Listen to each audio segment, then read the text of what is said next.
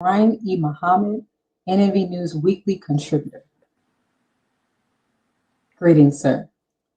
Greetings, Sister Rosalind, and Assalamu alaikum to everybody. And I just want to say, while we're still in Ramadan Mubarak to all of the fasting Muslims in our last few days of the month.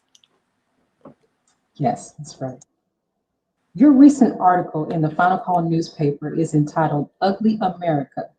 Panel condemns ongoing police genocide against Blacks. Who were among the individuals and group representatives on that International Commission of Inquiry panel and on systemic racist police violence? Well, it was a panel of commissioners, all from outside of America. None of them were from the United States, all impartial to the politics and everything within America. But there was 12 of them from the Caribbean, Africa, Asia, Latin America, and Europe. And it was put together by a group of lawyer groups that came together called the International Commission of Inquiry on Systematic Racist Police Violence Against African Descent, people of African descent in the United States. And that's who put it together. What were the group's conclusions?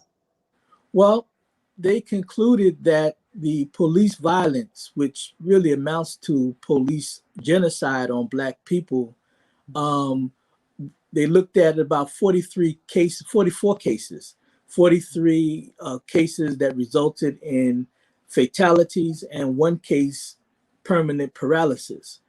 But they determined that the police killings and maiming of Black people in the United States amounts to crimes against humanity and also breaks many international laws. I would agree. Police violence and killing of Black people are crimes against humanity and atrocities that violate international law. Will the International Criminal Court launch an investigation against the U.S. for these crimes against humanity? Well, it depends. You know, this is one of the things that the group have called for, the International Criminal Court to intervene and do an investigation and call the U.S. out on these atrocities. The problem is that the United States is not a party, a signatory to the court. So anytime, and there's been other, issues in the past, other efforts in the past to bring the U.S. Before the court, but the U.S. fought tooth and nail because it's not a party, and America, in its arrogance, don't feel that the outside justice system should have any dealings with what Americans do or the U.S. government does within. So it remains to be seen. Okay. Several family members of the victims of police killings were involved in a Zoom press conference. Who were some of the family members of that conference? Well, Gwen Carr, who was the mother of Eric Garner. If you remember, Eric Garner was choked to death in an illegal chokehold by New York City police. Philonise Floyd, the brother of George Floyd. And of course, we know that George Floyd's killing is the thing that sparked this international attention on the plight of Black people in America, where law enforcement is concerned. And the mother of Clinton Alexander, who died in Dallas at the hands of the Dallas police in 2013, Colette Flanagan. Can you speak to us about some of the things that they said about the U.S.'s systemic racism and the killings of our Black men and women? Sure. You know, Ms. Flanagan, really, to me, her remarks really stood out because she called it straight that America has a culture of systemic racism, you know, and that's deeply rooted in the police departments throughout the country. and she called for a robust international accountability.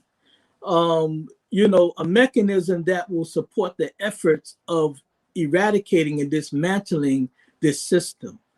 And she feels like this group of lawyers felt that this has to be done outside of the borders of America because the justice system within has been a dismal failure. Even though there was this verdict with the killer, this murderous cop of George Floyd, that is truly the exception, not the rule in America. Right. Now, do you see the condemnation of America as a major human rights offender and breaker of international law as a step towards reparations for Black and Brown people who are victims of this genocide? That's a good question. I believe so. I believe that it's a step in the process to fight and gain global steam and support for reparatory justice. Because our people, we know the condition of our people from slavery. We know the negative outlook of life for many of our people because of that. And this only compounds it. The actions of so-called law enforcement on us, this killing field that they have formed on Black life. So yes, I believe that this report is a step in that will help, again, set the stage and set the case, not just in the United States, but set the case against the United States, but on the world stage. Now, can you speak to what exactly is the Rome Statute? And then why isn't the US a signatory of that statute? Well, the Rome Statute is a group of laws that the world community agreed to abide by, and the United States actually was part of the group of nations that put it together.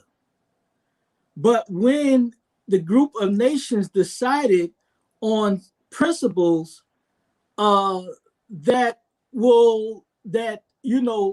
court, the International Criminal Court, can actually investigate its member states for crimes or alleged crimes against humanity, America backed up and said, we're not going for that because, again, America in its arrogant stance, this arrogance that it has always been from its inception, is saying that, no, we are the moral authority of the world.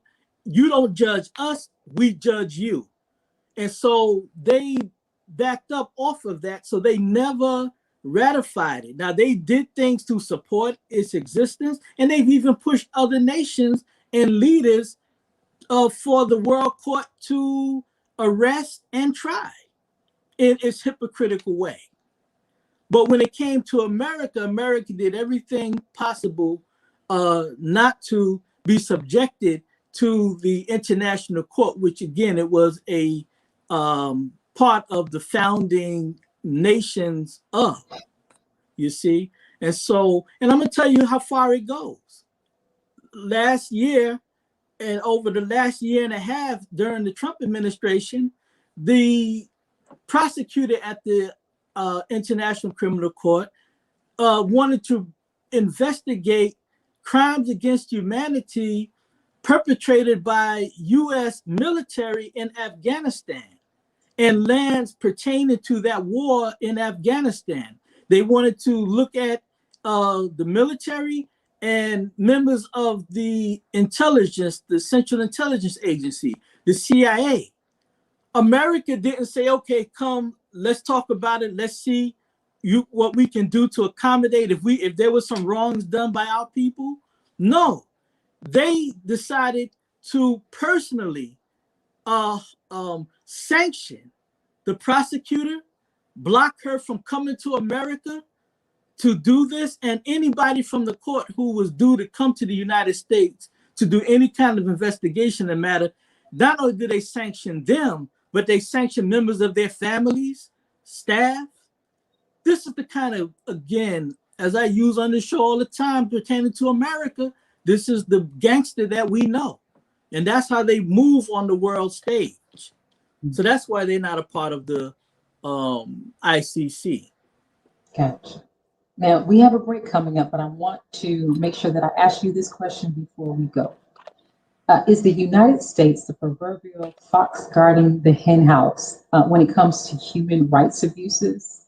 And is the current incident of police violence part of the U.S. colonialism and racist history of oppression and genocide perpetuated against Black and brown people?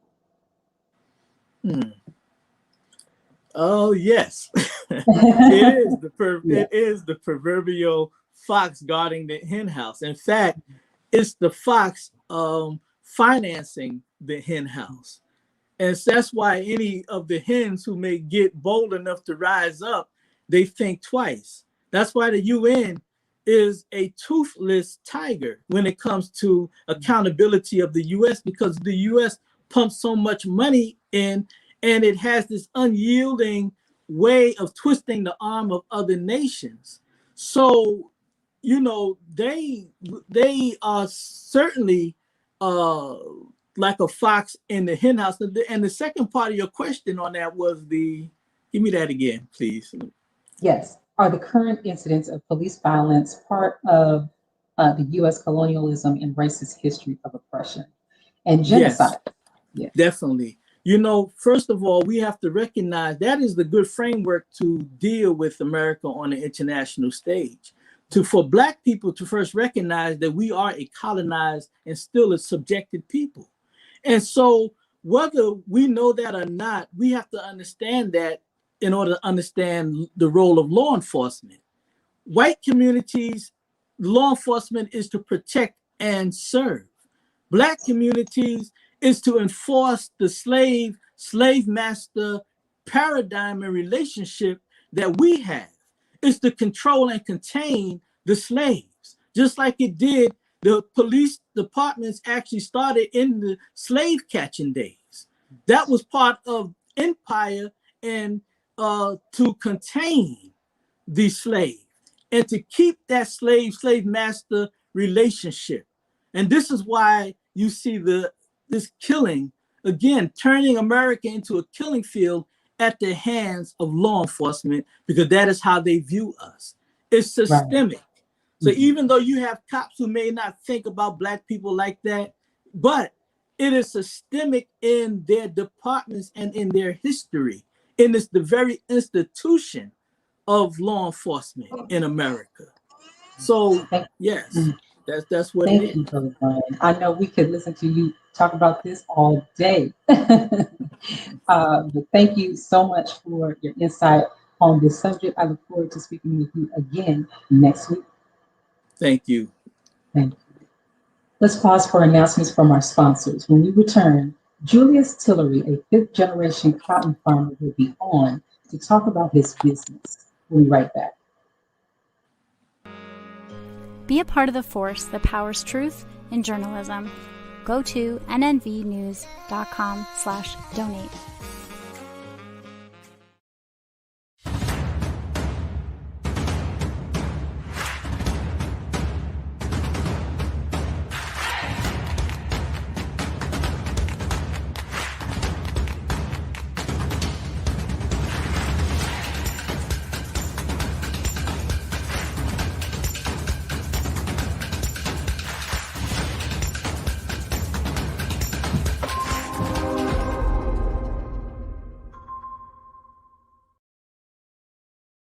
Worldwide, 24 hours a day, 7 days a week. Download the Final Call radio app and take us everywhere. On your phone, on your computer, on your tablet, on Instagram, Facebook, and Twitter. You can also log on to finalcall.com and click the listen live button, or finalcallradio.com. Final Call Radio, the official voice of the Honorable Minister Louis Farrakhan and the Nation of Islam. Please share your thoughts with us in the comment section below. Follow us on social media at NNV News, and please subscribe to our YouTube channel at National Network View. I am Anissa Muhammad with NNVnews.com.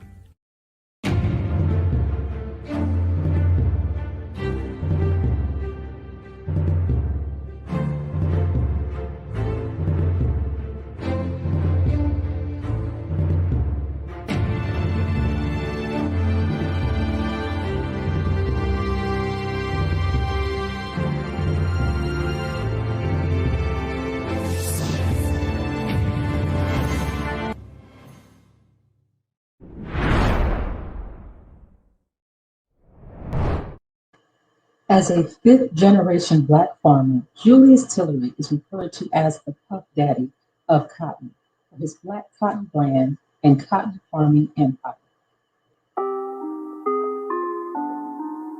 Cotton is not something that hurt us. It's just a plant, and it's a beautiful plant. And I want our people to reclaim it and know that it's something that we use.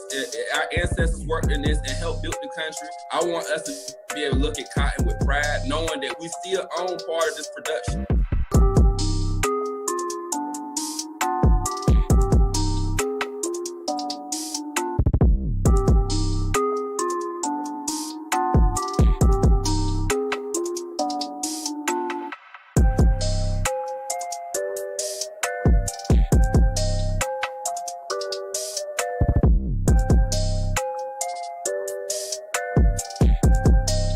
Most people, when they think about cotton, they think about negative aspects and not much money in it and really hard work. But I wanted to flip the perspective where we try to sell our products directly to people, and we try to uplift what's positive to come out of cotton. And the very first part of changing the way we looked at it is I didn't want it to come off as sad and oppressive. Joining us is Julius Tillery. Hey, everyone. We'll get right to it. As a fifth-generation farmer, what are some of the differences between farming these days and farming in the previous one or two generations? Well, one of the biggest difference between farming now and farming in the past two generations is the amount of science that's involved in regards to the biotech chemicals and the pesticides. It's more costly to be in the cotton business now than it's ever been. Cotton seeds, 50-pound bag cost you $600 a bag. When I was little, like in the 90s, it used to cost maybe less than $100 a bag. So the cost is more expensive, but there's more connectivity and more market opportunities because of the internet now.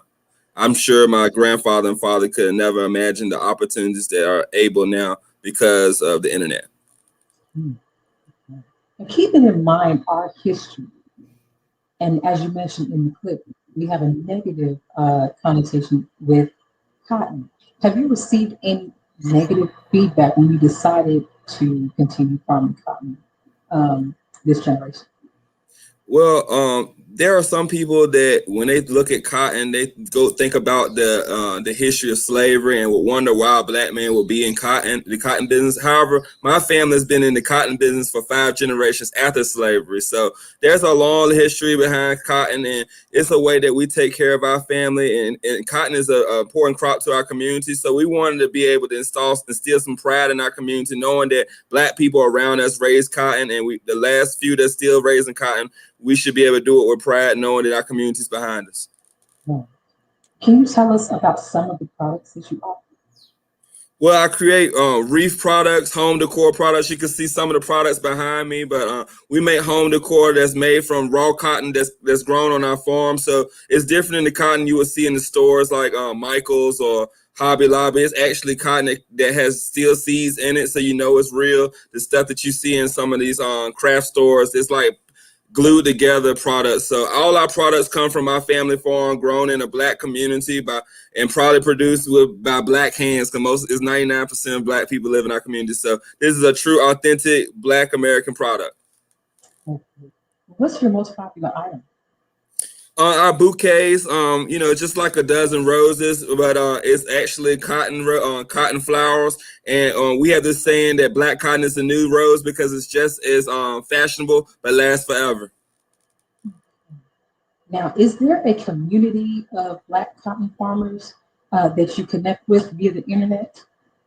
Well, there are some organizations that have row crop farmers that may include a couple of cotton farmers. However, cotton farmers that are African Americans dwindled down a lot in the last 10 years. I don't think it's more than 100 left in the country. So we have the National Black Growers Council. They work with a lot of row crop farmers. And you have a couple other organizations that have a few cotton farmers, but it's not many fostering cotton farmer communities. And hopefully in the future we can, keep a few cotton farmers surviving to be able to work together. Now, earlier this year, we covered a story about Black farmers finally receiving millions in government dollars to help close the gap where our farmers could buy equipment, buy feed, buy seeds. Have you been able to take advantage of any of those dollars? I have not been able to take advantage of any of those programs. A lot of the funding that came from the last COVID bill is to go to farmers who have debt. And a lot of, multi-generational, traditional, conventional farmers, they try to avoid USDA farm loans. If you know about the Black farmers lawsuit against USDA. So I come from a traditional family farm where we try to avoid those types of loans. So a lot of farmers like myself really didn't benefit much from this. However, people who was able to get loans, a lot of new farmers that maybe was able to cash in on some of those loans, the political savvy people, they was able to be able to benefit a little bit more from it. But farmers typically like me didn't get much from it because we might had limited amount of loans access from the beginning. Okay. Now, speaking of COVID and the monies that were distributed as a result of it, we know that COVID definitely affected food crops. Did it affect you negatively with cotton? Well, during the COVID period, we've been in a trade war. So cotton prices was down, but from the economy, the cotton price has gone up just a little bit. But in regards to a workforce and working food crops, it's really hard to find people to be able to work, especially in the times we in right now. So it's kind of straining, farm labor is typically a low wage income industry, and people don't want to work for low wages anymore. So, and that's myself excluded. So it's been hard to, grow our supply chain in a time like this when workers is hard to find because of the COVID period. So I'm hoping that when COVID ends, we'll have more workforce available to try to help us grow the business. But we try to make sure that we take care of our workers in a proper way and paying them fair living wages. Now, on the farm, I'm sure it is huge. Do you have people wanting to come and visit or wanting to come and learn or demonstrations or classes on your farm? Absolutely. We're open for tours all the time. If you go to our website and there's a contact us section, send us a message, tell us who you are and where you're from, and we'll get back in contact with you and set up logistics for a tour. But that's a good place to get started if you want to meet with us. And even if you want to volunteer to just learn about working on the farm and learn some of the roles that happens, go to our website, blackcotton.us, and look at the contact us section, and you'll be able to send us a message and we will get back in touch with you. Now, Black Cotton US, is that also where we can reach you if we're unable to visit the farm, but we want to donate money? Absolutely. There's a donate us section. There's a shop section where you can find some of these products. Please donate, because all these funds going out to a Black community supporting a Black business. That's going to be something we hope to be able to pass along to, not just for my family, but for my community, where we can change how we look at ourselves and how we do business. We're from a poor community, and, where cotton is one of the number one businesses here. And we want to change the aspects where the people who make the most money from cotton are typically the furthest away from the fields, where we want to try to make that the people who live close to these fields are actually can benefit from this business as well. Mm-hmm. Now, you mentioned earlier that there are few and far in between workers to work the farm. I know we've had advancements in technology. A lot of us learned about the cotton mill when we were coming up in school. What tools do you use these days to farm, pick the cotton? Well, we have a 2-row combine that picks the cotton. Like I never even seen people hand pick cotton in my lifetime, and I'm 35. So hand picking cotton really ended in the 1980s with the advancement of the cotton combines. Right now, I think the data tracking technology like farm logs is very important because farmers can trace how much rain their fields is getting. There's a company that's reached out to us and working with us a little bit called Arable, where they have a machine that captures information on fields and the climate around you. So there's ways that farmers are using technology like smartphones to track, when storms are coming, how much rain their fields is getting, and also how much inputs they're putting into each field. So there's a lot of technology available to help farmers. Also, YouTube University. Anytime you have an issue with anything on a farm tractor, you can YouTube an issue. Google is very good at helping searching for issues. I also talk to a lot of farmers on Twitter. My Twitter handle is at Mr_Black_Cotton. So I talk with a lot of farmers. If you ever want to talk agriculture and farming in general, reach out to me on Twitter. And what is that IG handle? My Instagram handle is at blackcotton.us, and that's where you can see the most of our farm story. You can see the planting, you can see the harvesting, you can see where we make products and where those products go all across the country. And we've sold products to over 40 states in the United States, so we're all across the nation in pretty much any major city. So please reach out to us, support us, and follow along and support what we call the #Home Team. Perfect. Thank you, Mr. Tillery, for joining us today and changing the narrative around cotton farming. Absolutely. Cotton is our culture. Yes, sir. Okay. Let's pause for announcements from our sponsors. Afterward, Vernon Muhammad will be on to give us an update on cryptocurrency. We'll be right back. Be a part of the force that powers truth in journalism. Your support helps to combat false media. Cash App NNV News. Greetings from National Network View. This week's Final Call cover story headline memorializes the late, great DMX. Last week, DMX's life was celebrated at the Barclays Center in Brooklyn. Large crowds gathered to honor the legend. They were there to remember a man who wasn't afraid to express his pain with the world. The Honorable Minister Louis Farrakhan spoke via Zoom to the large audience. He delivered words of comfort, wisdom, and guidance to everyone under the sound of his voice. DMX will live on. This FCM volume number 29 edition features the middle page article is a transcript of what the Honorable Minister Louis Farrakhan said at the memorial. To read more, subscribe to finalcalldigital.com. and tune in to the all-new Final Call Radio. This is the NNVnews.com Final Call cover report. This is Sister Sajda Muhammad. We are proud to announce that the Sajda House commemorative Elijah coins are finally here. This priceless heirloom, made from recycled copper from the messenger's home, is now available at sajdahouse.com. Please make sure you leave your comments and questions in the comment section below. Follow us on Facebook, National Network View, and make sure to check us out on Twitter as well, National Network View. This is Sergio Gutierrez with National Network View, signing off.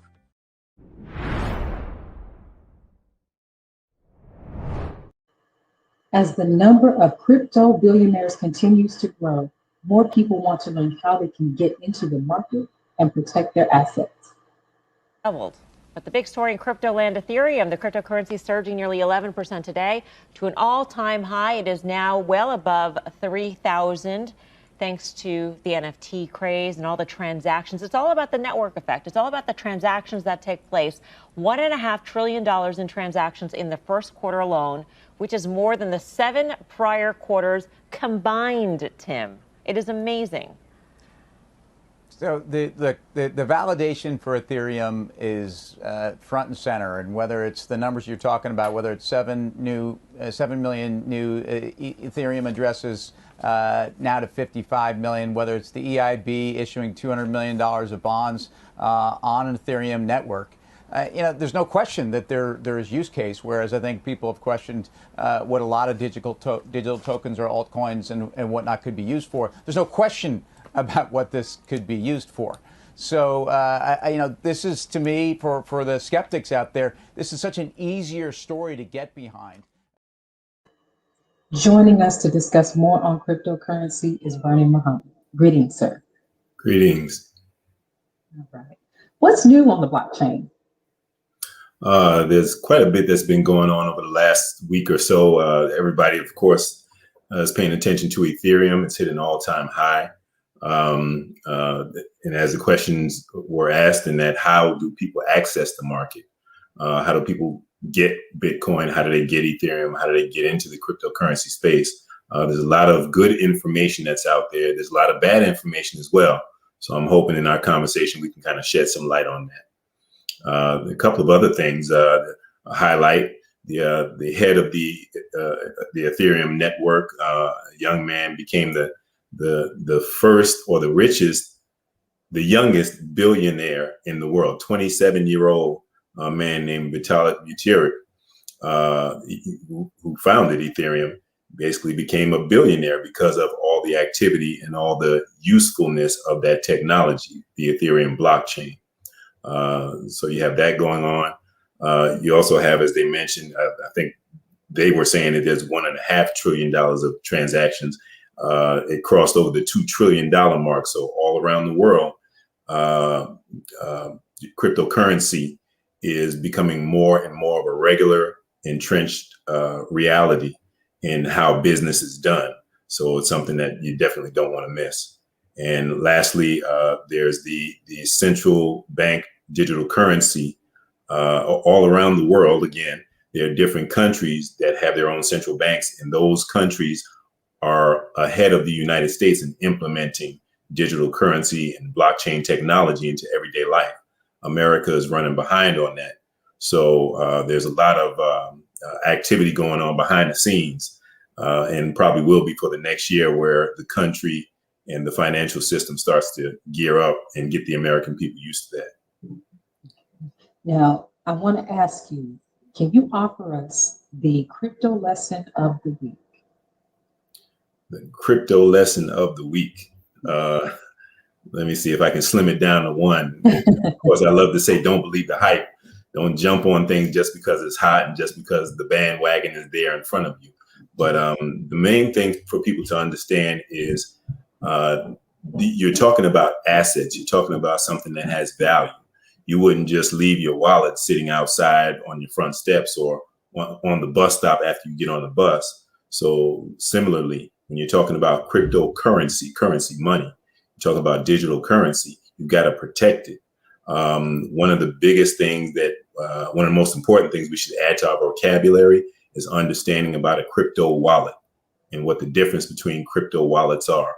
You have a hot wallet, which is something that is connected to the internet, something that's connected to the world. It's usually easily accessible, but it's not the most secure thing that you can have. So for people who know a little bit more about it, if you get your cryptocurrency on an exchange, your exchange has a wallet where your cryptocurrency resides. The exchange and that wallet is not the safest place for you to keep it. That's just there for doing transactions. The alternative to the hot wallet is what's called a cold storage wallet. That's usually a physical device, whether it's a card similar to this one, or whether it's you might have seen Ledger Nano cold storage USB wallet. They represent something that's not connected to the internet, not always connected to your computer, but they allow you to house and store your digital currency away from anywhere where it could be compromised. So protect your assets, learn what digital wallets are, and get yourself cold storage or cold wallet. Okay. Now, can you speak to us about two-factor authentication, better known as 2FA? Yes, that's another thing. The world that we're living in is increasingly focused on security and the need for security. You're just about every one of the credit bureaus has been hacked. If you've got whatever your chosen email platform is, chances are it's already been hacked. And there was a couple of years ago when there was loads of news that came out saying information has been compromised and there have been data breaches. Two-factor authentication allows you to put an extra layer of protection on the things that you have to access by signing in with your password or with a PIN number. All it basically is, or the most common form of it is if you were to sign in to an account, it would send a text message to your cell phone, and you would have to put in the PIN number that's sent to your cell phone so that you can access the account that you log into. Or what's even better than that, there's something called Google Authenticator, which after you would log in, you have this app on your phone called Google Authenticator, which puts this 6-digit code that changes every 20 seconds. So if someone happened to breach your account or hack your account and log in, unless they have your phone, unless they see the particular numbers that is displaying for that 20-second window, there's no way for them to get in. So instead of just one factor, you have two things that you have to go through to get access. Now, earlier you mentioned that the U.S. is behind other countries in regard to digital currency. What are your thoughts on why that is? There's been traditionally, when it comes to technology, when it comes to advances in the STEM fields, Asia, India, China, countries on that side of the world just have embraced that more than has been done in America. Unfortunately, we're the leaders in pop culture, but we're not necessarily taking serious the things that we need to embrace in terms of nation building and what would allow us to, maintain a strong position. So that's just the reality. You have whole cities and jurisdictions in China that are already functioning completely on the blockchain. You have different countries in the Netherlands and places in Europe where their whole municipality already runs on blockchain technology. So America has some catching up to do, but that presents a unique opportunity for everybody who's awake. Now we have your Ethereum. Most of us don't know what, or may not know what blockchain is. For someone who is a complete newbie, can you give us some good resources to get us started? You mentioned Google. Where would we start looking to get more information on digital currency? One of the best resources that I can share, it's free and open to anyone who wants it, is an organization, a group called Wealth Builders Worldwide. They actually gather together people all around the world and specifically have those conversations for newbies, for people who've never heard of this before and don't necessarily know where the pitfalls are and where the opportunities lie. So interestingly enough, right after this program, there's going to be a live presentation that Wealth Builders Worldwide is giving. And that's all on my social media platforms. And we can give that at the end. But anything that deals with, as I was saying, security, making sure that you're accessing cryptocurrency from the proper platforms and you're going about it the right way, can be covered by going to that group. Now, before we close out today and we tune over into that program, can you give us just a few tidbits on what are the opportunities in the blockchain arena and how do we take advantage of them? Excellent question. I was just in a conversation before getting on with you about how blockchain technology represents at least 10 different potentially $1 trillion industries. Again, the whole world is moving in this direction. So when you think of markets, when you think of business, don't just think of what's going on in America, but various industries. Just to give some popular ones, you hear people talking about NFTs. Okay, that we are the kings and queens of creativity. Okay, and everyone else has benefited off of our creativity. many instances, but us. NFTs give creative people an opportunity to be their natural selves and reap all the rewards that come from their own creativity. And the platforms that I'm talking about will allow for the novice to learn how to make that transition. So instead of just focusing on art and creativity, you got the business of art and how you can make it benefit yourself. There's also decentralized finance. We all know about banks. We know about savings account. You put your money in a bank and the bank makes lots of money. You don't make very much off of it. Decentralized finance is leveling the playing field so that you get a much, much greater return on your money and much greater protections and growth out of your assets. So there's loads of information like that. I tell people go directly to the sites that I recommend. There's goldmasterplan.info. Again, you can look for wealthbuildersworldwide.net, and make sure you join me on this program that we're doing right after this one here. All right, Wealth Builders Worldwide.net.